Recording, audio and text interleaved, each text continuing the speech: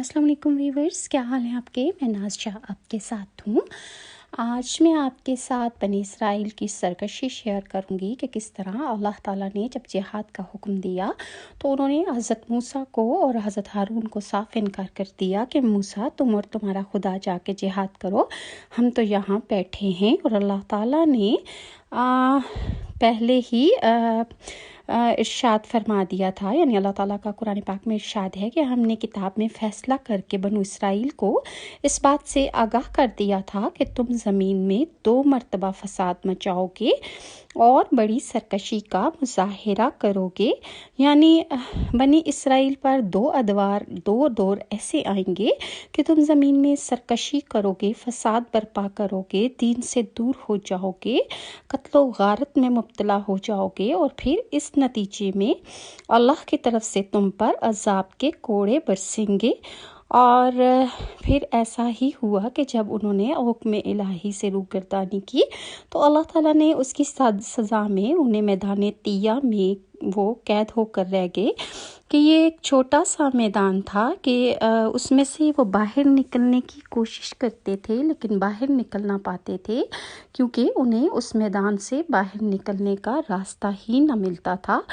اور اس کی سزا میں تقریباً 40 سال ان کے اسی میدان کے اندر گزر گئے اور راستہ تلاش کرتے رہے، یہاں تک کہ جنہوں نے سرکشی کی تھی ان میں سے اکثر کی اموات ہو گئی اور پھر ان کی نسلیں آ گئیں۔ چونکہ میدان طیہ میں اللہ تعالیٰ نے ان پر من و سلوہ جو تھا وہ اتارا جاتا تھا، لہٰذا انہیں معاشی فکر نہیں ہوتی تھی اور ان کو کھانے پینے کا سامان آسمان سے اتر آیا کرتا تھا، لہٰذا یہ جو 30 سے 40 سال کا ٹائم تھا یہ وقت انہوں نے جنگی مہارت سیکھنے میں گزار دی۔ اور پھر اللہ تعالیٰ کا حضرت شموئیل کے درس و تبلیغ سے ان کے اندر کچھ غیرت ایمانی جاگی تو وہ حضرت شموئیل کے پاس آئے اور درخواست کی کہ ہم پر ایک بادشاہ مقرر کر دیں۔ اس حوالے سے اللہ تعالیٰ کا ارشاد ہے، جب انہوں نے اپنے پیغمبر سے کہا کہ کسی کو ہمارا بادشاہ بنا دیجئے تاکہ ہم اللہ کی راہ میں جہاد کریں،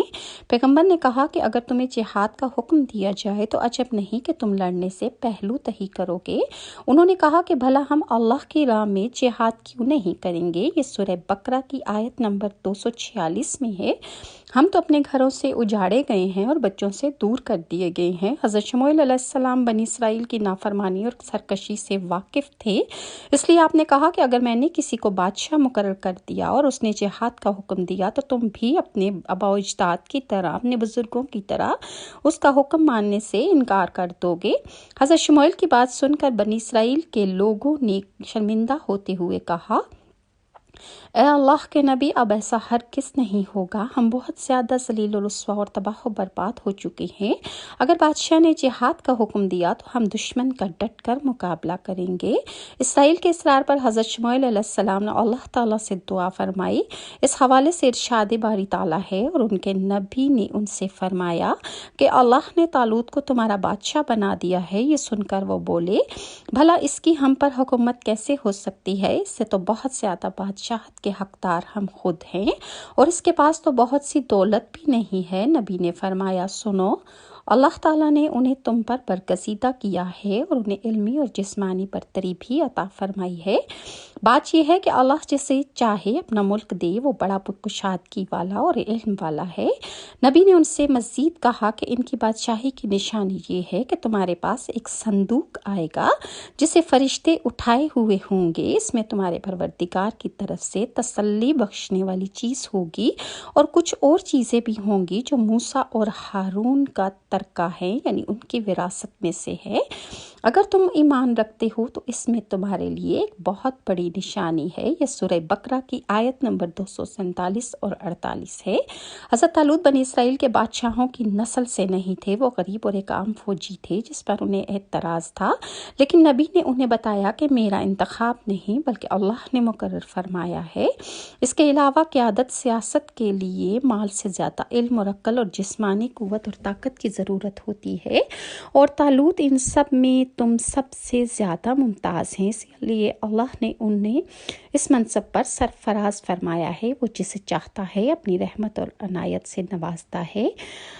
معلوم یوں ہوتا ہے کہ جب نبی نے انہیں یہ بتایا کہ یہ تقرری اللہ کی طرف سے ہے تو انہوں نے اپنے اطمینان کے لیے مزید کسی نشانی کا مطالبہ نہیں کیا۔ چنانچہ اگلی آیت میں تابوت سکینہ کا ذکر ہے جو ان کے لیے نہایت متبرک تھا اور جسے ان کے دشمن ان سے چھین کر لے گئے تھے۔ اللہ تعالیٰ نے نشانی کے طور پر وہ تابوت فرشتوں کے ذریعے حضرت طالوت کے دروازے پر پہنچا دیا، جسے دیکھ کر بنی اسرائیل خوشی سے نہال ہو گئے اور انہوں نے طالوت کے بادشاہت قبول کر لی۔ تابوت کی واپسی ان کے لیے فتح و سکینت کی علامت تھی۔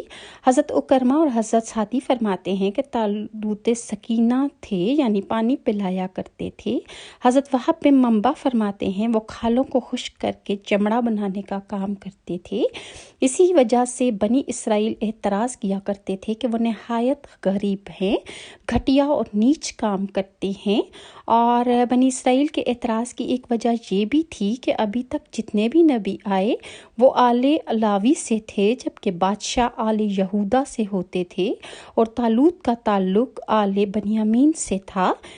حضرت طالوت نے بعد میں قوم عمالقہ کے سخت گیر بادشاہ جالوت سے جنگ کا اعلان کر دیا۔ حضرت طالوت کو بنی اسرائیل کے قول و فعل کے تضاد کا علم تھا، چنانچہ انہوں نے میدان جنگ میں جانے سے پہلے ان کی ثابت قدمی آزمانی چاہی۔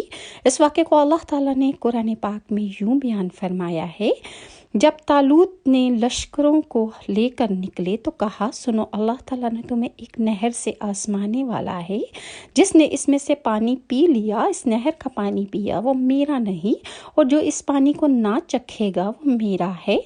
ہاں یہ اور بات ہے کہ اپنے ہاتھ سے ایک چلو بھر لے، لیکن سوائے چند کے باقی سب لوگوں نے وہ پانی پی لیا۔ پھر جب طالوت مومن لوگوں کو سمیت نہر سے گزر گئے تو وہ کہنے لگے، آج تو ہم میں طاقت نہیں ہے کہ جالوت اور اس کی فوج سے لڑیں۔ یہ قرآن پاک کی آیت نمبر 249 میں ہے، اور اکثر مفسرین کی رائے ہے کہ جس نہر کا اس واقعے میں ذکر ہے وہ نہر اردن ہے۔ مجاہدین کا لشکر آگے بڑھا اور دشمن کی فوج کے مقابلے میں آ گیا۔ کہاں ایک طرف اسلحے سے لیس ہزاروں کی تعداد میں قوم عمالقہ کے جنگجو اور کہاں صرف 310 مجاہدین۔ یہ وہ لمحہ تھا کہ جب سامنے دشمنوں کی فوج ظفر موج کو دیکھا تو خود کو تعداد میں کم سمجھ کر کمزوری اور بزدلی کی وجہ سے احساس کمتری کا شکار ہو گئے۔ طالوت نے انہیں تسلی دی اور ان کی ہمت بڑھائی۔ فرمان باری تعالیٰ ہے، جو اللہ تعالیٰ کی ملاقات پر یقین رکھتے ہیں تو اکثر اوقات چھوٹی اور تھوڑی سی جماعتیں اللہ کے حکم سے بڑی جماعتوں پر غلبہ پا لیتی ہیں۔ سورہ بقرہ کی آیت نمبر 249 میں اللہ تعالیٰ فرماتا ہے کہ اللہ تعالیٰ صبر کرنے والوں کے ساتھ ہے۔ اور جالوت ایک بہت بڑا دیو ہیکل شخص تھا جس نے اپنے بھاری بھرکم جسم کو لوہے کی زرہ میں چھپایا ہوا تھا۔ اس نے اپنے سامنے مٹھی پر مجاہدین کو دیکھا تو غرور و تکبر اور طاقت کے نشے میں چور چمکتی تلوار لیے مقابلے کے لیے للکارتا ہوا آگے بڑھا۔ مزید جالوت نے کیسے جنگ کی انشاءاللہ میں آپ کے ساتھ نیکسٹ ویڈیو میں شیئر کروں گی۔ اگر آپ کو میری ویڈیوز اچھی لگتی ہیں تو لائک اور سبسکرائب ضرور کیجیے۔ نیکسٹ ویڈیو کے تک کے لیے ناز کو اجازت دیں۔ اللہ حافظ۔